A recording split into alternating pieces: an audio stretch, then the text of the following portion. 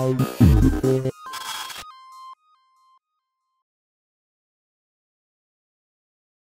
welcome back to another episode of the Optics Podcast. And we are live, recording live from Cups Maginhawa. Ayan, kasama ko dito sina Jamo, Robbie, and Mark. And thank you to Cups Maginhawa for hosting our very first live episode. But before we proceed, a word from our sponsors. This episode is supported by Upper Cloud Labs. Founded by a family of proud scholars ng bayan, Upper Cloud Labs isn't just for cheering for the UP Fighting Maroons. They are champions of Philippine tech innovation. Whether you are a startup, a small business, or a top corporation, Upper helps you win by accelerating your move to the cloud and adopting the latest in AI.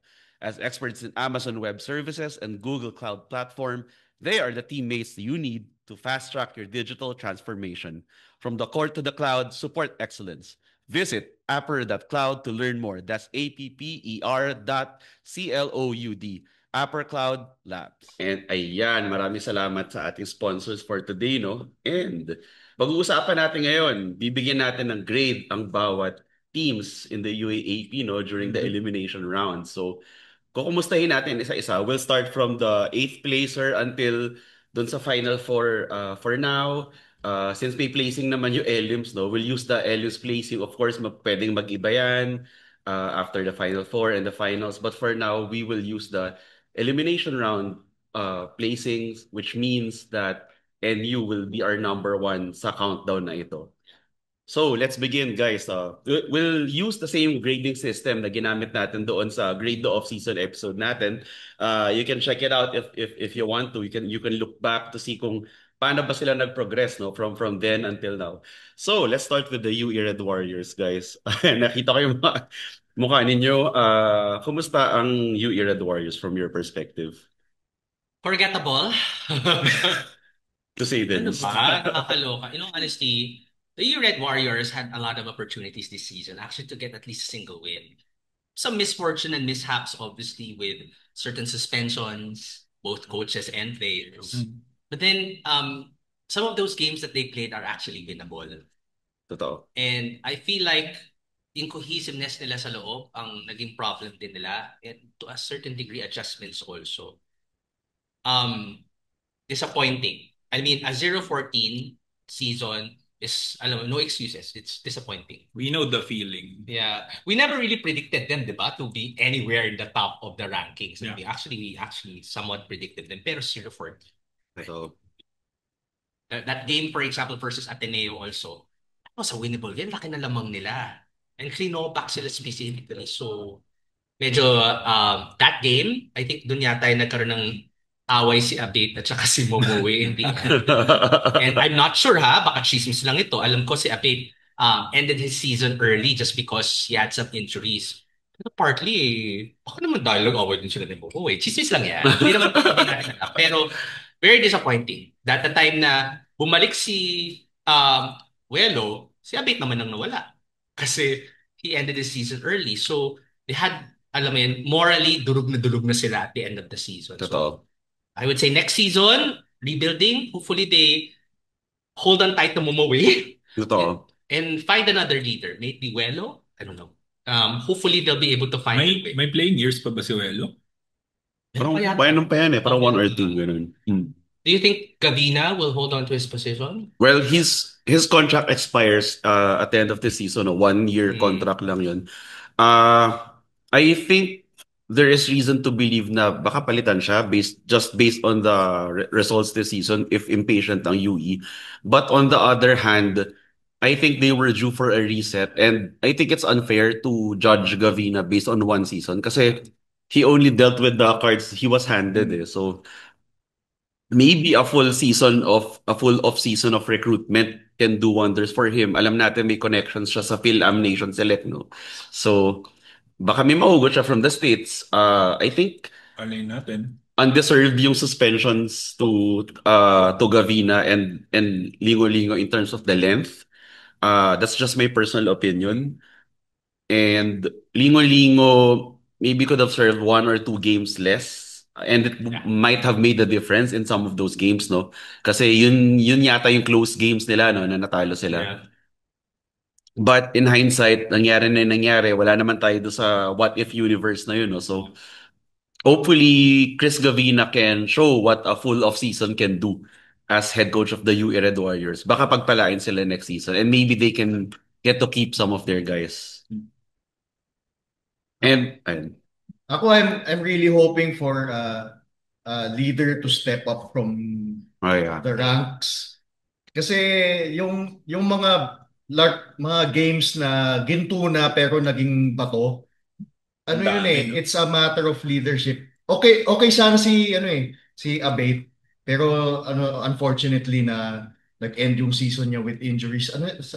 Sa Yeah, nose. sa nose. So yun, it could have been Fractured. Abate's leadership season. Pero ayun, unfortunately circumstances prevented him from doing so. Pero hopefully UE will rise up next season.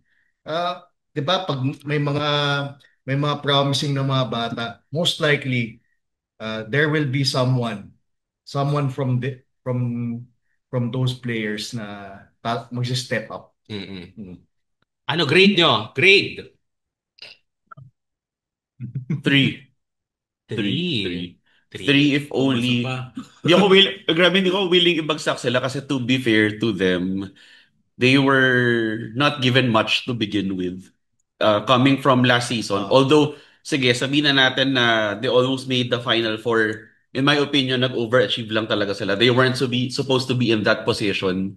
Nag-overachieve lang sila given their personnel. Pero kung titingnan mo lang on paper, they're not supposed to achieve much. Actually, kung makaisa lang sila, baka nag-overachieve na sila nun. Just to be honest. So, they were able to make some respectable losses out of the 0-14 nila. Some of those were really winnable. Natalo lang due to last-minute mishaps, no? Notable dyan yung Ateneo UE game where muling tapang and Momoway flubbed 2 chances to win against the Ateneo Blue Eagles. So, for me, pasang-awa sila. Pero sa inyo, pumasa ba sila or hindi? Given yung reasoning mo, supposedly bibigyan ko sila ng 4 na naging 3. Yeah, same. The same. 4. No. 4 kasi incomplete sila. As a team, as a coaching staff, na naging 5. Na naging 5.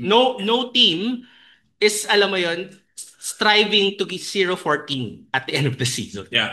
If yun ang goal nyo for the season itself, huwag na kayo sumali for the season. Next season na kayo. Totoo. So, 4 na naging 5, I think, for them. I'm so sorry. Fair enough. I'm sure they'll do better next season. Totoo. Pwede naman i-retake yung subject. retake. Next season nga lang. Next season na lang. Delayed na tayo ng 1 year. Direct pala. Pero notwithstanding, promising pa rin ng UE. Definitely. Definitely. They're Hindi promising.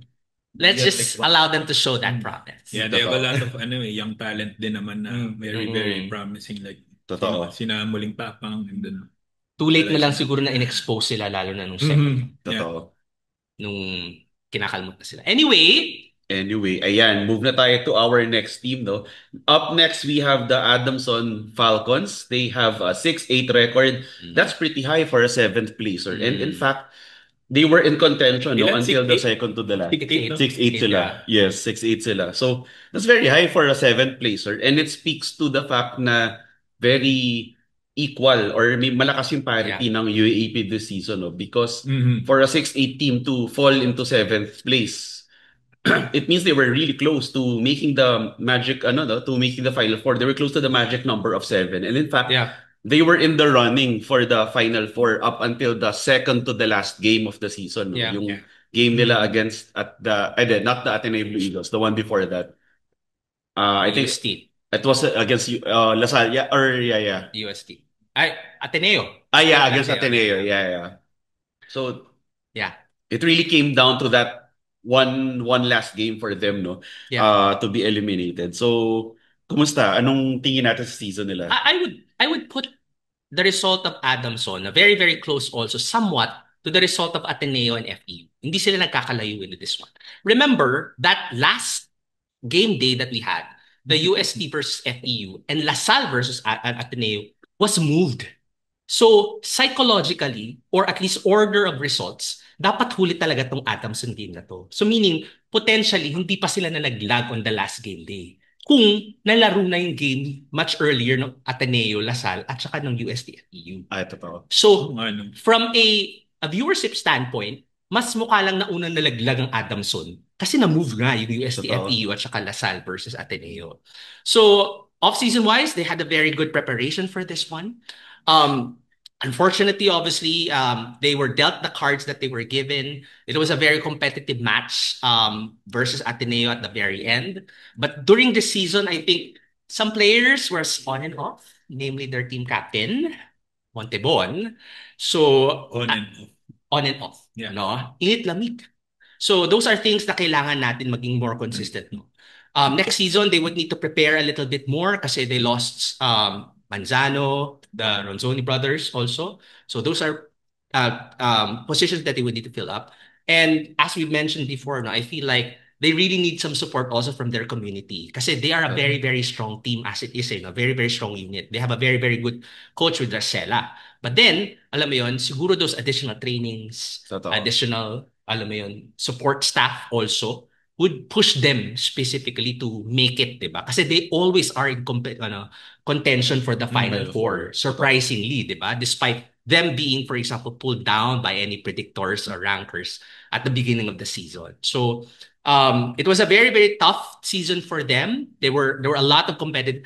One or two of those games, had it be switched in terms of results, we could have seen them still in the Final Four. No? So, I think up next for the Adamson, they have a very good grassroots program. So they can start, for example, considering talent from there so that they can bring up to the seniors or start already considering filling up those particular gaps. But then obviously, start the off-season prepared and ready, seeing, for example, what they can do. Because next season will continuously be more competitive, no, with other teams also ramping up. So, yeah, I mean, for a grade for me, sila ang 3 for me. In terms of kasi they were competitive until the very end.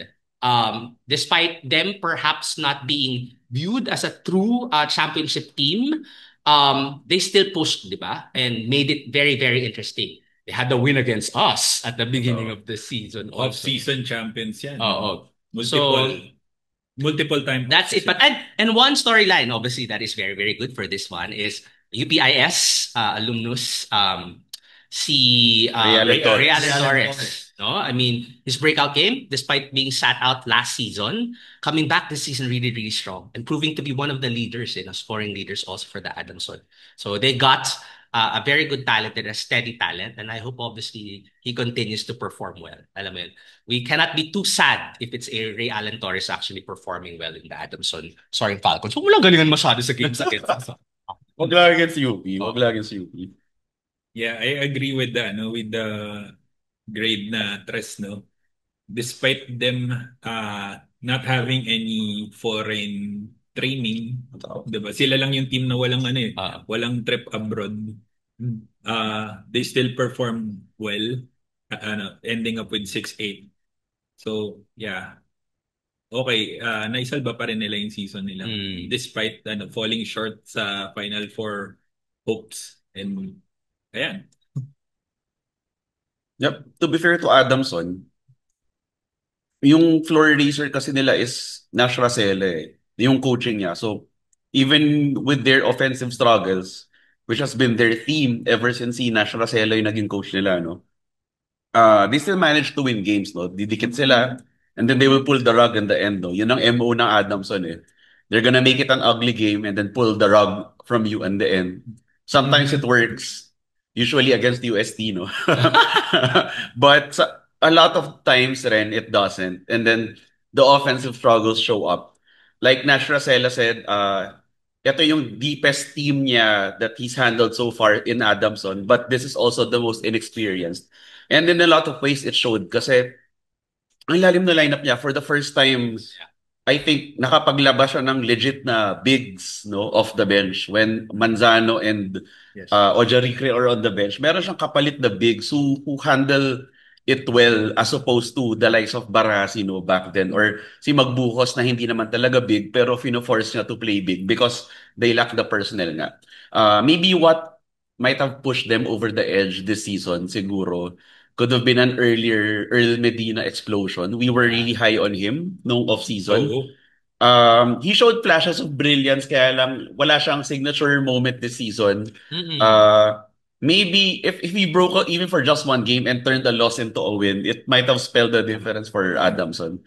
But ayun na nga, part of the growing pains and sadly they won't have Baby Boy anymore next season. But aside from that, they will have an intact core of players, no? So they will learn from this season's experiences and grow next season. So that said, binigyan sila mataas na grade no off-season, but for me, I might have to agree with Mark na Tres, given that they won a lot of the off-season tournaments. So you would assume na kayang-kaya na makipagsabayan, lalo na ng mga baguhan no, in the seniors level. But I think Medina especially and sina Perez and Tumaneng might want to earn their stripes some more in Yeah. the next off season and baka next season mamaw na sila. So something to watch out for. Kayo guys, what three? Tingin ko ito yung hindi 4 na naging 3, kundi 3 lang talaga. Just for the sole reason na they probably peaked too early. So Yeah, pwede rin. diba? It's also a matter of watching if your players are over Performing. well, nagpo-perform sila too early, baka part na rin yung load management. Check mo kung if nai-injure na yung mga players. Totoo. So, We didn't yeah. we didn't get to see too much of Kobe de Mesana. Yun din, isa pa yun. Hindi natin siya Did he even play? How many games? Yeah, he a did. few minutes. A few minutes Few lang. minutes, yeah. Oo. Pero yun nga, yung sinabi mo yung Earl Medina niya, naging forgettable nga siya. Yun. Hindi siya yung nag-stand out ng Hindi siya konti. nag-stand out. Sophomoric siya this year kasi last Totoo. season he was more, at the upfront and touted, no? So, yeah. So, a few things that they would need to fill in for the gaps for the next season because ultimately everybody's also going to be, a lot of teams will be rebuilding.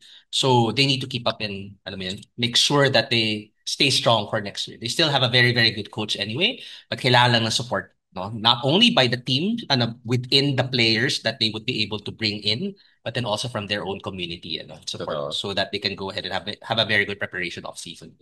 That's Si true. Kobe, parang last season na ata niya next Talaga. year. Kasi, di ba, -2 playing years. Ayun. Kasama siya dun coming from Ateneo. Yeah. May pa yata siya. 2 years pa siya. Kasi nung nasa Ateneo siya, never siya na Team A. Yeah. So from 5 Okay. -2. So yeah. 3 years. Okay. May pa siyang 2 years naman. So to be fair. Kala ko na Team A siya nung Hindi siya Ateneo. Team A. Never. Oo, Team B lang siya nun. Oh, shala. Ayan. Speaking of Ateneo. Of Tuloy na tayo sa Ateneo. Ayan. Ateneo Blue Eagles. 7-7 finish to end the season, no? 7-7 o 6-8? Oh, 6-8. 6-8. Yeah, they got a 6-8 card. I'm so sorry. Yeah. Na-shave ko. Sorry, nadagdagan ko kayo na win. Babawas natin ulit yun. So, 6-8. 6-8. Dagdag bawas. Dagdag bawas natin. Yeah. Legit yun hindi naman to luto. Yun talaga yung resulta, no? 6-8. Yeah. Ateneo Blue Eagles actually they get the 6th place due to a quotient over the Adamson Falcons kasi they swept the season series over the Adamson Falcons. Yeah. So by virtue of that 6-8 sila. It's enigmatic to say the least yung season na Ateneo Blue Eagles because they went up to 4-0 and at one point in the elimination round sila yung number 1 team and then the free fall started from there. Free fall probably even more dramatic. Simula nung natalo natin sila. Starting with the 4-1 when we added the 1 and 4-1. Arguably mas dramatic pa than the free fall of UE last season from Final Four contention. Pero ito yung interpretation ko dyan, guys. Before I ask you sa grade. Ito ang hot take ko dyan. I actually had them with a lower ceiling for this season. I had them placing somewhere 6 nga 6th, 7th, ganyan. I think tayo rin, I think collectively naman pero kasi some people had them at around 5th or 4th. The thing is, nagmukha na sila malakas na una because the unscoutability, the element of surprise kicked in. Yes. So they were able to rush into a 4-0 start. But if you even look at the quality of the wins no 4-0 na yun, some of them were really close brushes, no? Especially the games against UE and FEU. Yes.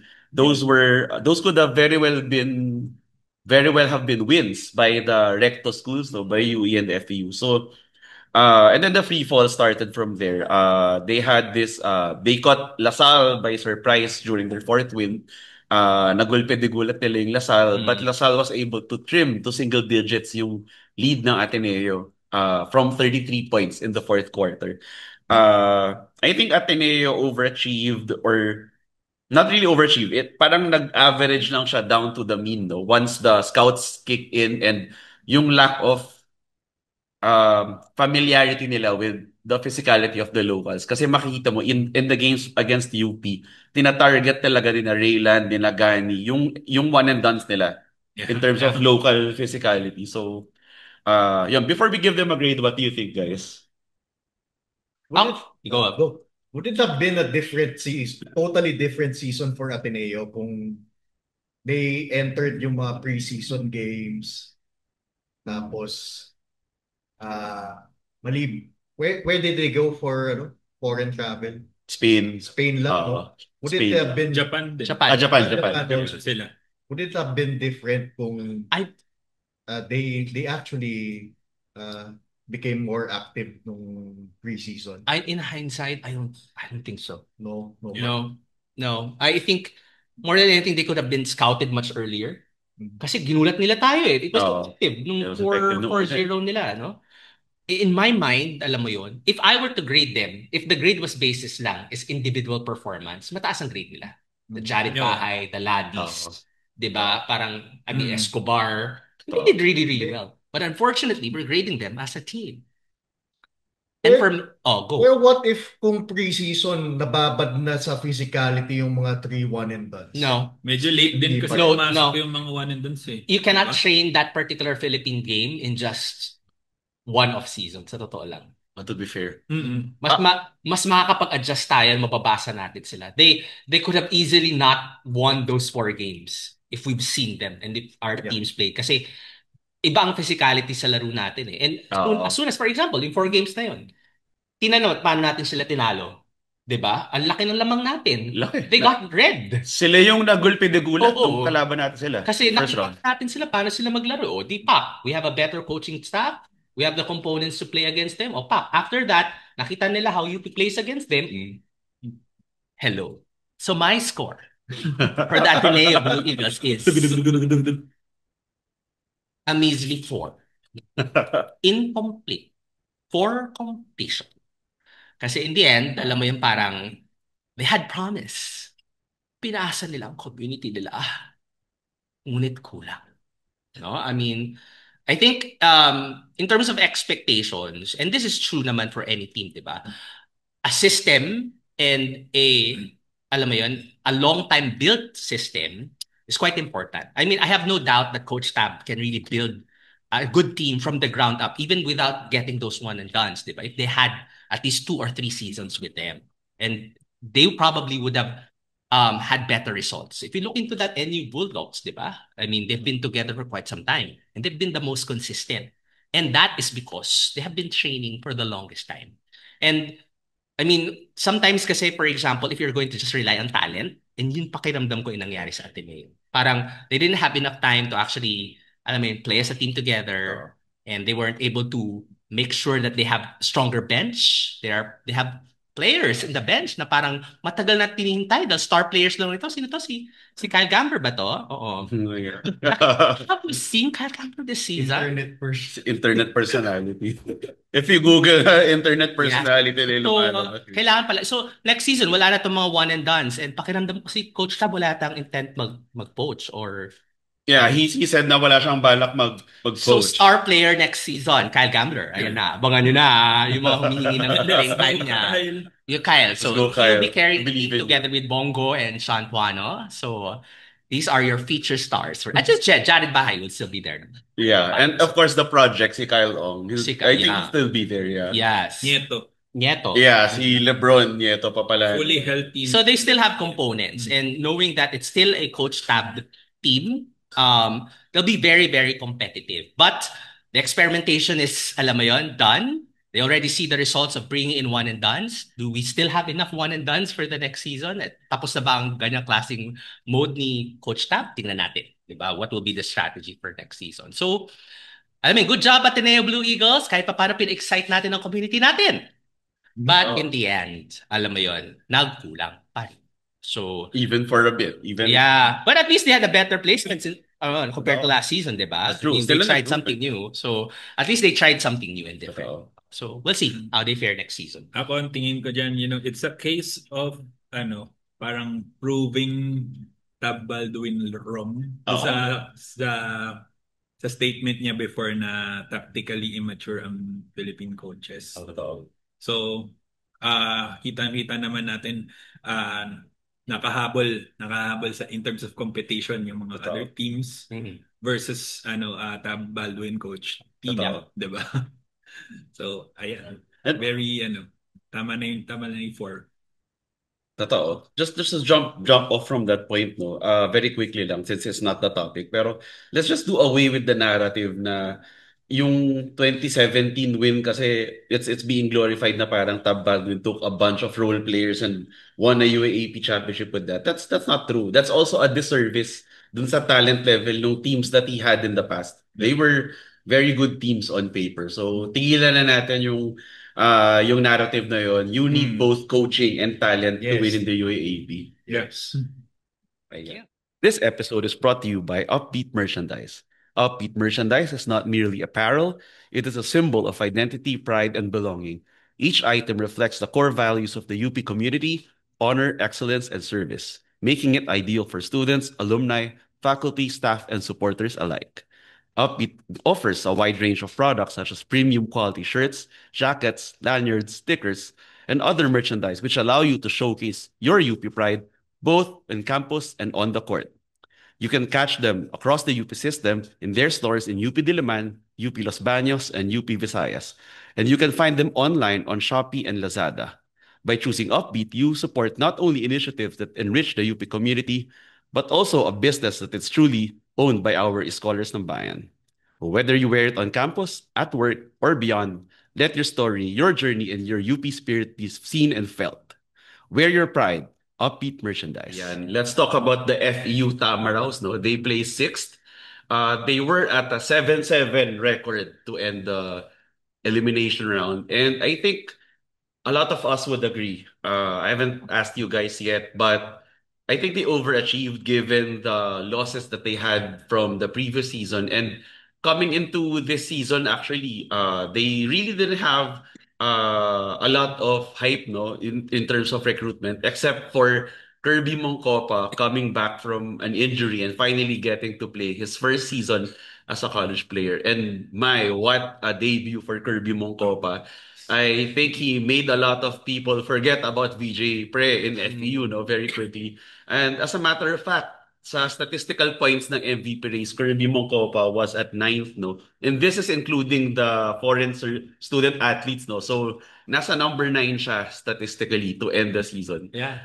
What do you think is the grade for FEU? Because right now, if you were to ask me, I would give them a grade of 1.5 given what they had to work with coming in and the results they had to show for what they went with coming in to end the season. So, kumusta? Anong tingin niya sa season FEU, guys? Kirby Moncopa, as you mentioned, di ba? Parang second place siya for Rookie of the Year. Behind Colin Sacoa, I think. So, oo yata. So, yeah, so Rookie of the Year. So, I mean, very good result for them. I think what did FEU in really for this season also was their early losses. Alam mo, they need to figure things out and how to manage to adjust and be able, obviously, to get to that 7-7 record sa Big Feet also. They were a BJ Pre player away from actually making it to the Final Four. And in any case, I would probably put it as the main reason kung bakit sila tumalo. So we had early moves. UP had early moves on them. So preventing. But alam mo yun, this shows a big promise for them in the next season. They are being touted as probably Totoo. one of the teams to look forward to. They're probably 1 or 2 players short lang to be able to break through and be competitive for the championship for next season. So looking forward, despite them getting to the 7-7 record, totoo lang, mas matunog pa yung mga players nila than some of the Totoo. more established teams. Alam mo yun, the John Ray Pasaol, the Kirby Mokopa, di ba? These are players that, alam mo yun, became household names overnight. Totoo. And good to John Ray Pasaol, di ba? To turn around. Since the presumptive MVP na. Correct. So I think it's final. Final na. yeah, so they have a very, very strong team coming to the next season. If I were to make an advice to FEU, hold on to your team. Hold on to your players. Alam mo na, ito lang kami. Huwag niyo naasahan yung Ateneo, hindi naman daw sila magpo-poach eh.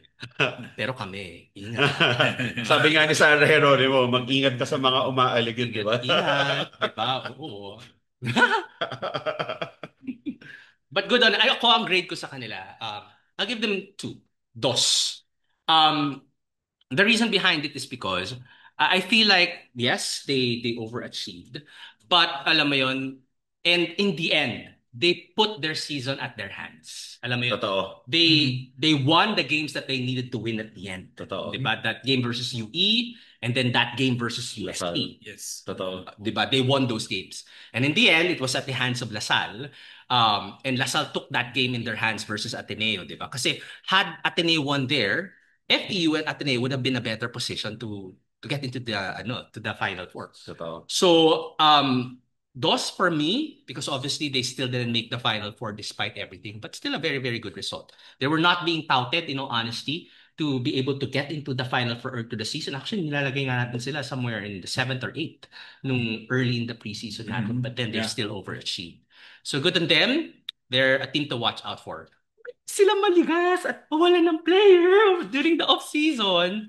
They're going to be a team to watch out for next season. Yung Luke Felipe, yung star player nila ng last game nila. Oo. Yes. Statistically, grabe performance niya ng last game. Or I don't know if it's just if it's just UST medyo slowing down. Yeah. Kasi non-bearing para sa kanila or them parang playing for their lives. Yeah. So, yeah. Yeah. Kasi before that game, parang we haven't heard much of Luke Felipe before. Yeah. Totoo. Tapos ngayon, bang! Ilang points Honestly, yun, I forgot. Adamson and FEU have great digits. grassroots programs. So marami talaga sila panghuhugutan. So Totoo. it shouldn't be a surprise if they'll be able to fill in the gaps and be able to supplement pa tong mga players nila meron sila with players that they are playing with these people or these kids have played with also for the longest time. So that's actually a good formula to probably vie for a championship. Totoo. What? So 1.75? Anong grade? Ako, dos. Dos. Ako, 1.75. The talent ng players, coaching, and low-key, magaling na recruiter si Sean Chambers. Don't underestimate na nakakakuha siya kung saan-saan. Tapos he also has a good network dun sa Phil-Am Select. Totoo, sa Phil-Am Nation. So, in fact, nung time na lumabas yung video ni Zabe Lucero, minamata siya ni Sean Chambers. Could have been muntik na pala. Pwede rin. Munti ka nang maging FEU si Zabe Lucero. So, yun. Those three, yung combo nun, players, coach, recruitment. That's why 1.75 ang ibigay ko sa FEU. Hindi pa si ano pa yata noon? Si Olsen pa yun. Olsen. Olsen pa yun. Pero it's possible na if if ever na merong mga players in the uh, in the assembly, makakuha si Sean John. Di ba? Low-key magaling. Magaling. Di ba nakausap natin si Coach Sean? Nung Pinoy Liga. We picked his mind. Ang galing. Galing niya, yung dynamic. Tsaka nanonood siya ng low-key sumusulpot yan sa mga tournaments na off-season para manood. We watched the ano yun Enderon yata yan. At saka TEU. Tapos nanonood si Sean Chambers. So, he is out there and he is watching those players. So, we have to watch out for FU in the coming seasons kasi masipag yung coach nila. O yan na. And we finally go into our Final Four. Ayan. Starting with the DLSU Green Archers who, in the final game of the elimination round against Ateneo, they were able to eliminate not just one, but two teams out of Final Four contention. By virtue of winning over Ateneo, they eliminated not only the Blue Eagles, but also the FEU Tamaraws. And despite their injury problems with their chemistry nung umpisa ng season, in fact, even when they were fully healthy at the start, they weren't really convincing, no? They lost initially. They won a really close game against the Falcons nung opener before losing their second game of the season, the first round matchup against the UST Growling Tigers. So people were really concerned about the Green Archers kasi sila yung na-hype coming in to the season, no? Na talagang number one contender. But despite that, they found their bearings. They held on somehow, and now they're in the Final Four. And ayun, may chance at sila to upset the NU Bulldogs, no? We will see in the coming days. But for now, ano yung grade na ibibigay natin sila sa kanila for the itong Lastal Green Archers, ang ating ipis of the season, no? Magkaroon na ng nuclear winter. Buhay pa rin sila, girl. Ano ba yan? Ang daming nang nasuspenda mga player nila. Ang daming nagkasakit. Ang daming na-injure. 'Di ba? Parang, and all of a sudden, alam mo yun, they're able to make an adjustment. True to form, 'di ba? Yung touted sila as one of the deepest bench that they do have. Players such as Keynes, Pablo, all of a sudden, Boris, alam mo yun, stepped up also and became a scoring machine. So those are things, for example, that they just pulled out of the pocket and then pulled out of the bag. And good on them, no? They took the season in their hands so that they can go back to the Final Four. And that's those last two games, so especially against us and then also against Ateneo was crucial for them. And they stood up to the test and be able to equal their record specifically with UST. So that's a good feat for them. Again, it might not be the end result that they would want at the end because they still did not get the twice to beat. That's something that they're in. But let's be honest, alam mo yun, they have been handed cards perhaps that was not beneficial for their campaign because of those injuries, because of those suspensions as well. But still, sabi nga natin sa flood control, ayaw na natin gawin. Nagkaroon sila ng resilience. No? Nagkaroon sila ng game plan B at plan C and they were able to execute. So good on them. Ako personally, bigyan ko sila ng 1.75 kasi in all honesty, they had the talent at the beginning, but they were also dealt cards that, alam mo yun, that might have, alam mo yun, gone against their favor, but still they were able to persist, and be able to get in. Diba? There was a lot of pressure for them, especially several games coming into the last few ones to get to the Final Four. They made it. They took it in their hands. So no questions asked. They deserve to be in the Final Four. Kaya guys, ano tingin sa performance ng Lasal? Good that they got into the Final Four, pero I think baka hanggang doon na lang yung Lasal. Maybe they'll probably win one against NU. Pero in the end, you're playing with players coming off injuries. Si Amos, si Baklaan. I mean, if you're going to the postseason with people ridden with injuries, mahirapan ka niyan. 'Di ba? Sige, sabihin natin they got the resilience, they got the heart. Pero if you want to win a championship, you have to be also a healthy At your team. peak. Totoo. Diba? Yeah. Hindi pwedeng glass jaw or you're Totoo. walking on eggshells. Mahirap yan. Pero, Mahirap yan. Pero kudos to Lasal, umabot sila ng Final Four. yeah. Pero they're not the same team as season 86. Wala. But just a counter argument ha, kulang sila ng tinalo nila tayo, kulang sila ng tinalo nila ang Ateneo. Yeah. So, what can you say about that too? Complex. Again, Yeah. they'll be fighting, alam mo yun, at twice to beat, but then also an NU that, alam mo yun, an NU team, for example, that came from a loss and probably doesn't have that championship experience Totoo. yet. But they So- haven't beaten yet. They haven't beaten yet, but then, obviously, the Final Four is quite different. Totoo. Iba yung stakes ng Final Oo, Four. diba?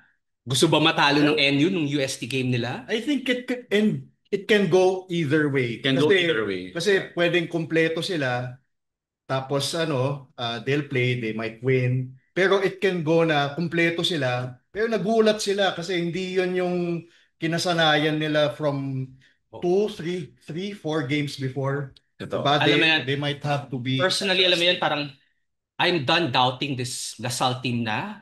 Totoo. Mason just came in the last game. Plus 21 siya. Totoo. Mhm. So, what does that say about their program and how they prepared for that game also? At saka even in season 86, they had a slow start nun eh. If you can remember season Yeah. 86, they had some hiccups nung simula ng season nila.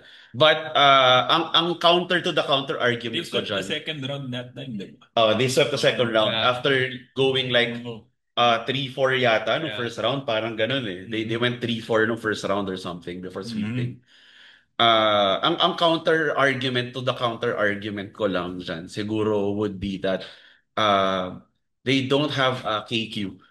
And I think in the Final Four and especially in the finals, you need those players who can really get you over the hump. And for Lasal, as much championship and finals experience as their collective roster has, except for the transferees no, and the rookies, they have yet to prove that they can have players who can take over games in the finals. Mhm. Cortez might have finals experience though in the NCAA when they won the championship in San Beda, but the UAAP is a different monster from the NCAA. No? Yeah. When the cards are out, when the chips are down, who do you call to make the shots for you, as KQ did for them in the past 2 seasons? That's something I think that they have to answer. They can, but for me, unproven quantity pa yun. But that's already going to the Final Four, no? Just rating their elimination round, I tend to agree do sa 175. Could be higher, could be a 1.5 actually, considering the challenges that went their way. Could be a 1.225 or a 1.5. The thing that I have against them would be the start to their season. Kasi Yeah. during the off-season, they were beasting. The only teams they lost to really were us. Yeah. Nung Phil-Oil semis, no? And I forgot which other one. Aside from that, hindi sila natatalo no off-season eh. So coming in, people were expecting them to bulldoze over the competition. And despite having Kian and Mason at the start of the season, they barely won against the Falcons nung first game of the season. And then they lost by 9 points to the UST Growling Tigers, no? And then they also lost to the NU Bulldogs. Mason was healthy for most of that game, no? Nung na-injure si Mason noon towards the end na nung latter half na ng fourth quarter. So, if LaSalle found its bearings much earlier than they did this season, I'd probably grade them higher. But for now, I think okay, 175. Yeah. Ayan. Now, let's go to the third placer. We have the UST Growling Tigers. Another enigmatic season, no? Yeah. For the UST Growling Tigers. Just like Ateneo at the beginning, people were surprised at their performance, no? They immediately beat 4-0, diba? O 3-0 lang. Parang 3-0, 3-0. Oo. They went 3-0. But the quality of their wins, kasi yung unang dalawang panalo ng UST was against the finalists no from last season. They won against the UP Fighting Maroons in their opener by 20 points no in an emphatic win, and then against the De La Salle Green Archers by 9 points during their second game. Before beginning the roller coaster part of their season. There were points where their Final Four appearance was actually in doubt, no? Until they were able to secure it towards the end. Uh, and Colin Sokowe has emerged really as maybe the most dominant FSA we have seen, no, since the days of Malik Diouf and Ange Kwame, no? So they might have a monster in their hands out here. And Crisostomo has also improved by leaps and bounds. So that's in addition to what they already have. Si Cabanero, si Napadrigaw, at saka si Paranada. All in all, how would you rate yung elims nila given the roller coaster ride that they had? Elims, I would give them a, I guess, 1.75.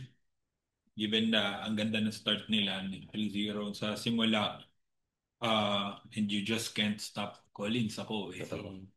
Ang sobrang hirap niyang depensahan. Tapos, lahat ng kumalaban sa kanya, kinakain niya sa ilalim.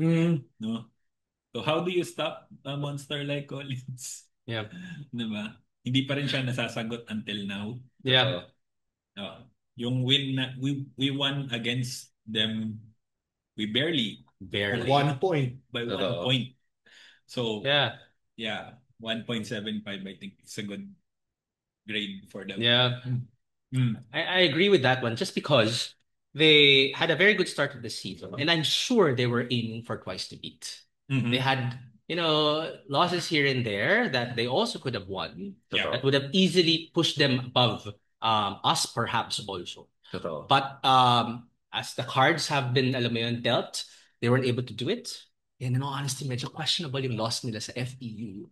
In the last game, they would have, if their last game was that game versus NU, it was supposed to be per schedule, yun dapat yung last game nila. That would have been an impactful win. But all of a sudden, alam mo yun, parang may doubt pa dahil sila sa FEU. So I'd say 1.75 is fair because they're still there. They'll probably still be very competitive before the Final Four.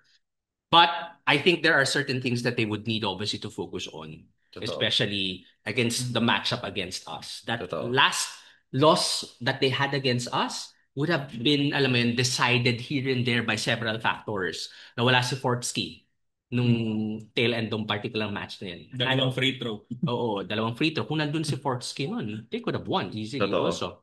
Kasi siya yung pinakamaraming assists doon. And as you know, they have a lot of good, that can kill us from the perimeter and then also under the ring. So if they had a Fortsky there, for example, na nakakapag-tres din, nakakapag-shoot, alam mo, they could have, alam mo yun, assembled good options against us, especially for the dying minutes.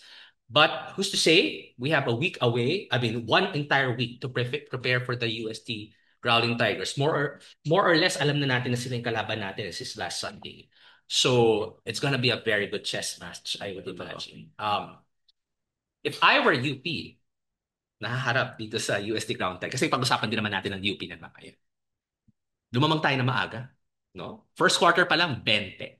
Kasi girl, the moment na lumamang sila, at marinig natin yung God tier na go-uste na yan. Girl, sasara mga utak natin lahat. Parang di natin kakayanin, masusuka tayo sa magpo-foam tayo sa bibig. How do you hijack that, di ba? How do you hijack that? Napakahirap, di ba? Oh my God. And knowing UST, host sila dito, gagawin nila lahat ng paraan para masumpaan tayo, bigyan tayo ng mga pagwa. Marka niyo yan. Ang commentator, Boom Gonzalez at Renzo Sufito. Sila ang commentator. Diba? Lahat ng trauma natin, kalkal. Makakalkal lahat ng trauma natin. So, watch out, UP. Let's prepare for it. Let's cheer loudly. And please, UP Fighting Minds, lumamang tayo ng bonggang-bongga. Huwag niyong hayaan na lumamang sila at marinig natin itong nakakalokang ghost. Hindi natin kakayanin. Okay? One game lang. Isa lang. Yan. Ano pa sa UST? Yeah, I agree na 175. Siguro nga well, pwedeng there's an argument for DOS If only because they lost some games that they shouldn't have lost. Such as, for example, that game against Adamson no second round. And then yung game nila against the Ateneo Blue Eagles where they really struggled. No? Yung triple overtime game nila. They won that game, but it didn't feel like something that would convince me if I were a UST fan because it took that much to beat the Ateneo Blue Eagles who were back then hurting, no? Kasi si Bahay, if we can remember, he was already bothered by his shoulder but back then, no? So uh maybe they could have had a better finish to their season. They probably could have had a more definitive finish to their season considering how they started. But all in all, a really good season for them and looking scary heading into the Final Four. Yeah. And speaking of which, we now go to their matchup in the Final Four. Our UP Fighting Maroons. We ended the season at 10-4, losing only to UST, no, and Adamson, and as well as LaSalle both times. But we don't get the Archers, at least in the Final Four, no. We have the UST Growling Tigers. So, given what transpired during the elimination round, what grade would you give us? For me, siguro nasa 2 point, nasa 2 ako, nasa 2 flat ako. Bias tayo. Ganun ko naman. Bakit? Ito, depende ko lang. 1.5. Wala kasi, Dapat Down. hindi, ito. Considering na hindi, ito yun. May room to grow, considering the personnel that we lost, pero nung off-season, nag-beast mode tayo eh. We were really convincing in the off-season. And yet, somehow, nung first 2 games of the season, we somehow stumbled, no? We tried to find our footing, but thankfully, we made the right adjustments. And then, we started to look like the team that we're used to seeing, no, from the UP Fighting Maroons. We were really unbeatable. We could have maybe won. I think the 2 games against LaSalle kasi were winnable eh. We could have probably won at least one of the 2 matchups against LaSalle to make our grade better. But also only means na mataas pa yung ceiling team natin. And I feel like meron pa tayong ceiling for this season or untapped potential for the team na hindi pa talaga natin nalalapag, no? It also means na hindi pa natin nalalapag yung mga baraha natin. At least in my opinion, I also feel like meron pang nakaabang dyan na huling alas ni Coach Gold for the season. Kayo, ano tingin nyo? Ako, 1.5. Bibigay ko sa... We struggled at the beginning of the season. We had a very poor record. Nasa near end tayo when it comes to the season. We made the adjustments and we almost swept the second round confidently. Only with that loss that LaSalle, no? And I would say the focus of the team, given the gauntlet, diba? Parang we had 3 matchups. Adamson team that we lost to, and then the Ateneo, and then LaSalle. We had the clear assignment. Get to the Final Four by winning against Adamson, get a twice to beat to winning against Ateneo. We did that, diba? Then there was a loss. 2 out of the 3 games, not bad, diba, for the gauntlet. And we achieved our target at twice to beat. And there's the LaSalle Green Archers and the UST Growling Tigers who's also aiming for that. And they didn't make it, diba? Despite having that personnel and despite perhaps having a deeper talent pool compared to us. Well, arguably, we are also deep. Pero there's only 2 twice to beats and we got one of them. So, and in all honesty, diba, from a predictor, we had the UST Growling Tigers and the LaSalle Green Archers somewhere in the top, diba? And not NU. But then we still persisted and remained to get the twice to beat. So, good achievement on the team. Alam mo yun, we had a lot of struggles in the beginning. We made the adjustment. We made the focus. I know that at the beginning, for example, we had questions about certain players performing well, if they'll be able to deliver. If, for example, if Harold will be able to take the ball and be able to carry it.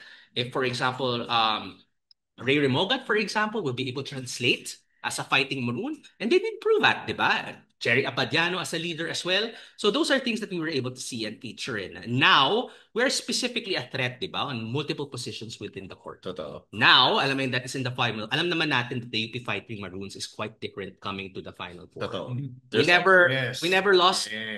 We never won against the LaSalle Green Archers, for example, last season during the elimination, but we won during the Final Four and the finals. No? So those are elements that we cannot discount because of the championship experience, especially of the team that we have now. Now it's all gonna come into play. This is a fair warning to the UP Fighting Maroons and also to the NU Bulldogs. You have no business losing a twice to beat. Pag matalo kayo on a twice to beat, that's sir. That's a fair warning. You have enough time.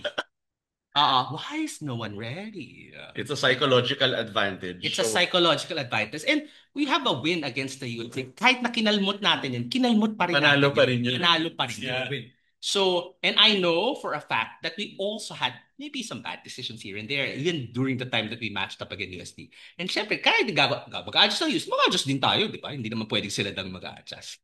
So, I mean, LaSalle is not in the picture for our Final Four. We didn't win against them. But this time around, we're against USD. A formidable foe, but a foe we know that we've beaten last season also. Diba?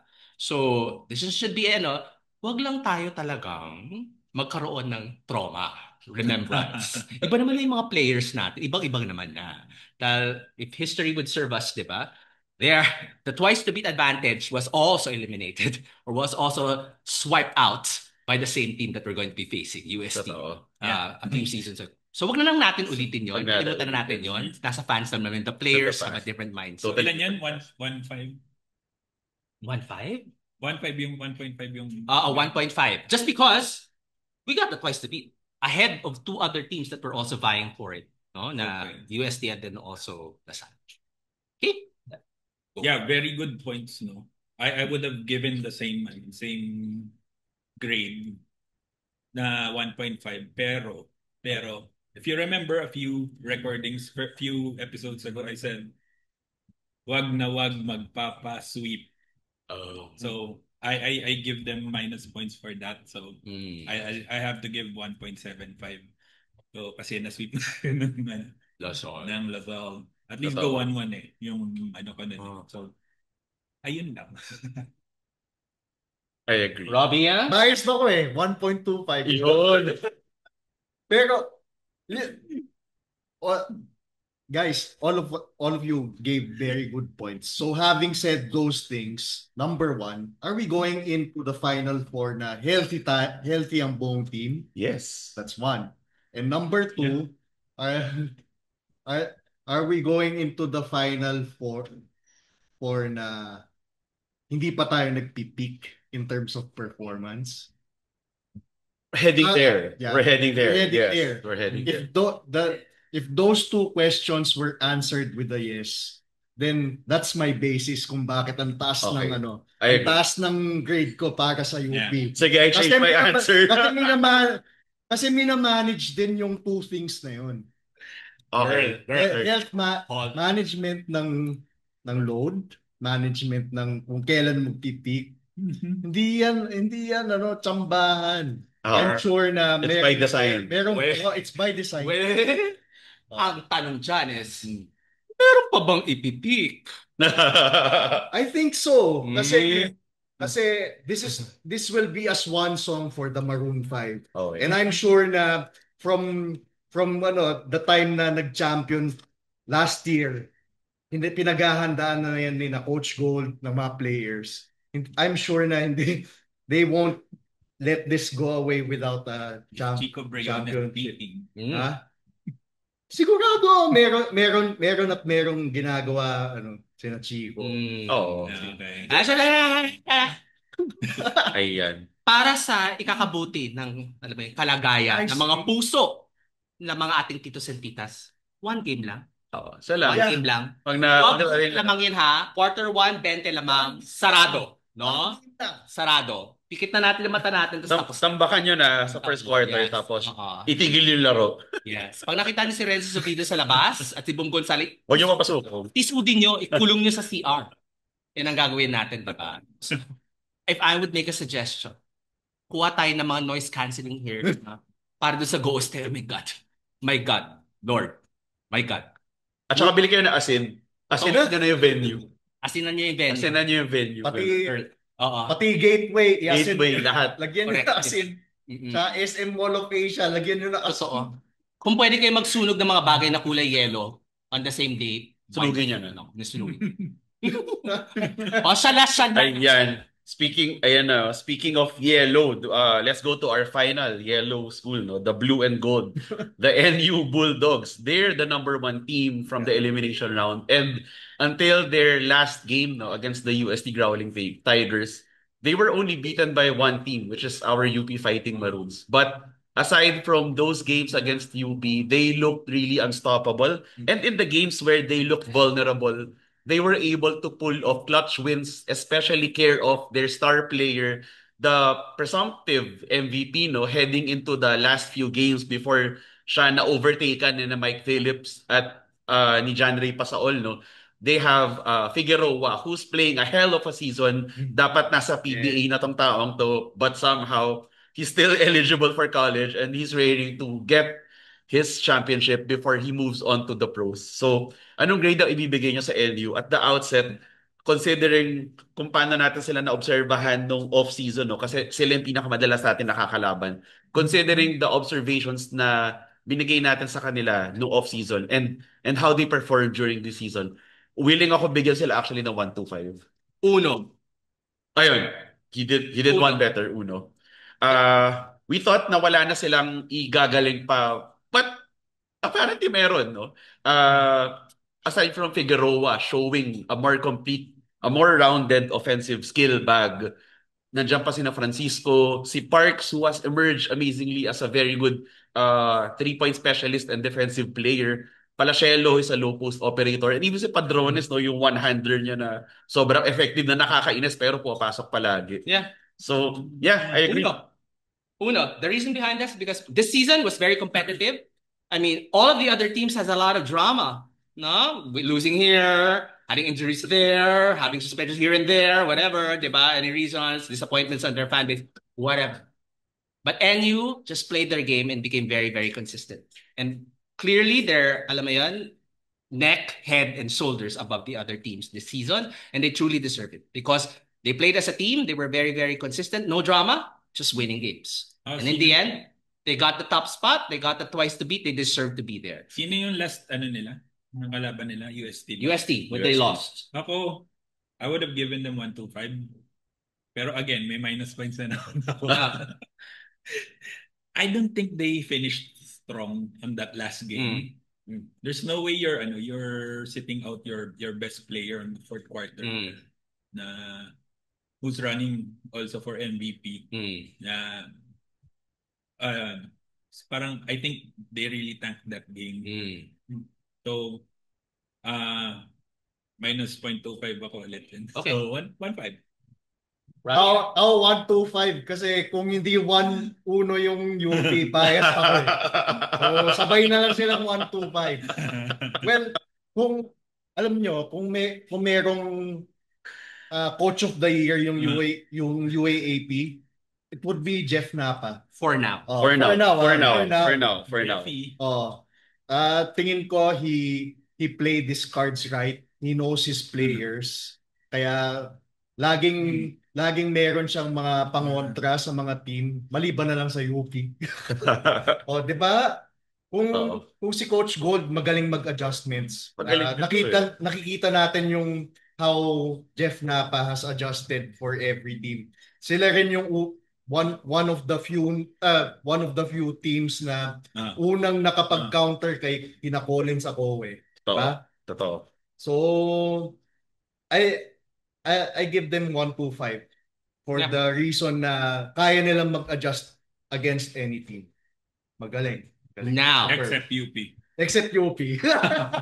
Now, heading to that Final Four, the key questions for them is that, are they indeed ready for the championship? Diba? Are they ready to take it in their hands and be able to win it in one game? It's been a while. They entered the Final Four. Ang Lasal, may mga pronouncement, 'di ba? Hindi daw suspended si Boris, hindi na daw si Golena after suspension. Wala daw sakit si Daep, full force. Kian Baklaan is nandiyan na full force daw sila, no?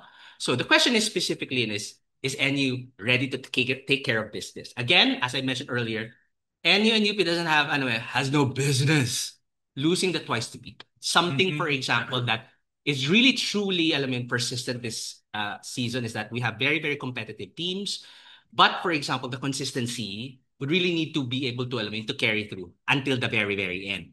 Totoo. No, we are saying Napa would have been the coach of the year so far. Pero kailangan i-prove ni Coach Napa yung sarili niya, especially on the Final Four and eventually also the championship. So this is where the adjustments are made. This LaSalle team has adjusted a number of times this season. And truly deserving the Final Four slot, alam mo yun, at the very, very end. So Coach Napa has seen all of these adjustments. Yeah. They've seen how LaSalle play as of the moment. And I'm sure Coach Napa has all of the components to be able to counter that. So it should be a fun game. It should be a fun game. So one game lang. Ayan. One game. So, having said all of that, ano yung preview natin for the Final Four? Let's start with the UP versus UST game first. Any predictions, any analysis heading into that? Analysis. So again, this is the battle of church and state. Again, a familiar foe sa semifinals, and yeah, we have a love-hate relationship with with that particular foe. I guess I hope we take this at game 1. Yeah. On Wednesday. Totoo. Yeah. Yeah. Other teams have shown na kaya naman malimit si Collins eh. So why not study those? Yes. So how they manage to limit Collins to single digit production, diba? So that's one of their assignments, I guess, dito sa napakahabang stretch of pahinga. Yeah. Go. Take it in game 1. It's going to be an exciting Final Four. These 4 teams are truly deserving teams to be there. They're the most competitive, they're the deepest, and they have very, very good coaches. So it'll be quite interesting, the chess play and the matchups, come this Wednesday. Again, as I mentioned, diba, the advantage should go to the twice to beat teams. Psychologically, they have that in their back pocket. And then also, they know how to beat these particular teams, diba? Parang NU Bulldogs has defeated LaSalle twice. We defeated UST once. So we have 2 opportunities to be able to defeat them. Let's take it at game 1. As mentioned, there's a lot of elements about this particular opponent, especially on their 6-man, yung crowd nila that can really make an impact. The UST Growling Tigers are also hungry for a win. This is the best opportunity perhaps they would have for a long period of time that they'll be able to field this 16-strong team that they have as of the moment. So they'll be coming in raring to get a win. They're the hosts for this season. I'm sure they're looking to make sure that in any which way possible, they'll be able to defeat us in 2 games. So let's get it in 1 game. Totoo. Yes. I think if we don't beat them in 1 game, may hirapan tayo sa do or die game. So this is a game where we cannot afford to give them an inch. We have to come in strong. Kung ano pa yung tinatagong alas ni Coach Gold against UST na hindi niya pa nilalabas, I'm definitely sure na ilalabas na nila yun because they cannot afford to have a do or die game. We have to finish this as soon as possible. In the first game we're in, we still have a twice to beat advantage. We have to use the pressure against them and not turn the pressure against us. Kasi pag nag-do or die yan, the pressure will shift against us kasi yung momentum nasa kanila na. Yeah. Tsaka even if we win yung do or die game, we're going into the finals ng exhausted ba? Oo. Diba? So it's better na manalo na tayo para well-rested tayo in the finals. So yun. On that NU LaSalle game naman, NU needs to win that in game 1. If they lose game 1, LaSalle goes to the finals. Totoo. That's how I feel it. Is Kian gonna hold back? I don't think so. No. That's his despite coming from injury, I don't think he's gonna hold back. It's his former school. Of all of the Final Four teams, LaSalle is the one with momentum. All of the other Final Four teams, NU, UP, and UST, lost their last game in the elimination. LaSalle won their games to get to the Final Four. So they have some momentum. And now they have added inspiration and confidence because they are going to be backed up with a full lineup, all 16 of them.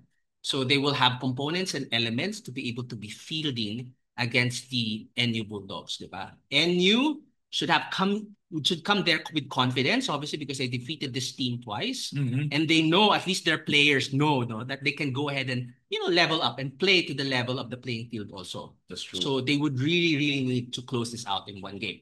Because we cannot doubt, obviously, that Topex would have the championship experience together with this particular team. Like you guys went, they might not have the closer like KQ, but it seems like even they were lacking players because of injury, because of suspension. They had team and people that stepped up. All of a sudden, we have Kines in the second round, for example. Boris. Like an animal. Boris bigla nag-emerge. Emerge, di ba? Parang being a scoring machine. So those are things that I sure Coach Jeff Knapp has seen and would be able to adjust to. The question is obviously execution now. Totoo. And the confidence of their players na kaya nila. Totoo. Because they do have the talent. Now it's now going to be a mental game. Totoo. It's not like and you can do it, no. They as opposed to LaSalle, they don't have championship or even finals experience, but they do have, especially this season, experience in closing out very crucial games, no. Yung games nila against Adamson, they had to put away Adamson at the last minute in both games, no. So it's not like they don't have any experience in closing out crucial games. They do have experience in closing out crucial games that they just have to translate and remember the feeling of how they did it and do it in the Final Four. That being said, I feel like between NU versus LaSalle and UP versus UST, mas kampante ako for NU versus LaSalle in terms of winning a do or die battle. I feel like for UP and versus UST, pag natalo tayo sa first game, medyo takot na ako for the second game. But for NU versus LaSalle, I feel like the lack of depth and the injuries will eventually catch up to LaSalle. No? Like what Robbie said kanina. This is the part of the season where you put all these things together, yung team health, yung team chemistry in general. LaSalle does have momentum, especially they had to win two crucial games, no?